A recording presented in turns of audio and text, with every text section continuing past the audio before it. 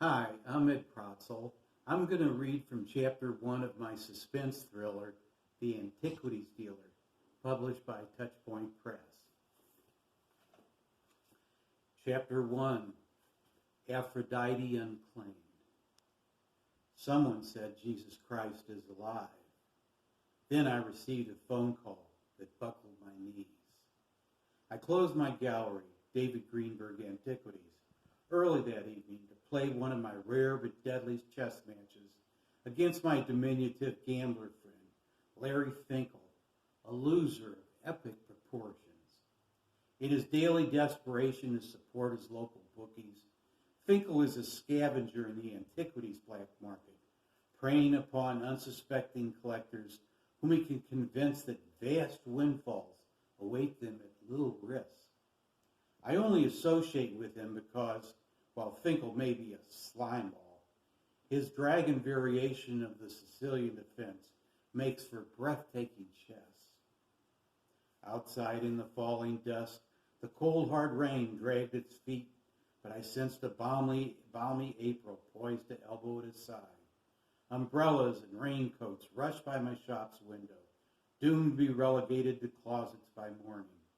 Life in the Midwest would soon emerge from its winter dormancy renewed, stretching its emerald luster toward blue skies and sunshine. The little English shop bell above the door tinkled as the 5'5" scam artist scurried into my gallery, his back alley soiled shoes leaving schmutz on the cash-end Persian rug. Hey, genius, ready for a knife fight? Finkel flattered me with my old gambling crowd nickname, although his tone was more sarcasm than grudging compliment. Bring it on, Finkel, I retorted. I was surprised to see Finkel looking like a middle-aged accountant, black hair slicked back, wearing a tan sports coat over pressed khakis and a plaid shirt. The big annual Baptist convention was in town, and I expected to see him sporting his black preacher suit with the phony white Father Finkel collar, like a predatory wolf in sheep's disguise. With a grimace on his skeletal face, he leaned away to block my view of his cell, hurriedly fingering the miniature screen. Nothing. He checked his watch with a bitter frown, then angrily shoved the cell into his pocket. Finkel is tightly wound. It was an hour before post time at Fairmont Racetrack. I figured if he wasn't at the track, he intended to snooker me. But how? I locked the door, then, returning to my desk, poured 2 Cabernets and pulled my hand-carved ivory chess set from the drawer. The set is nothing special, 20th century Hong Kong, but I like the way the pieces make a solid thunk when brought down hard on the board. To make room, I cleared my desk, closed the safe, and, honored guest in mind, gave the tumbler an extra spin. I also shut down my computer so he couldn't thumb drive my customer base when I left the room. There's no trusting Finkel. During our second game, Finkel said pointedly, "Hey, there's a rumor going around that the Jesus, is living somewhere in Israel. Now there's a chance for someone to make a buck." I sneered, figuring either he was trying to break my concentration or he had a bizarre hustle lined up to snag me.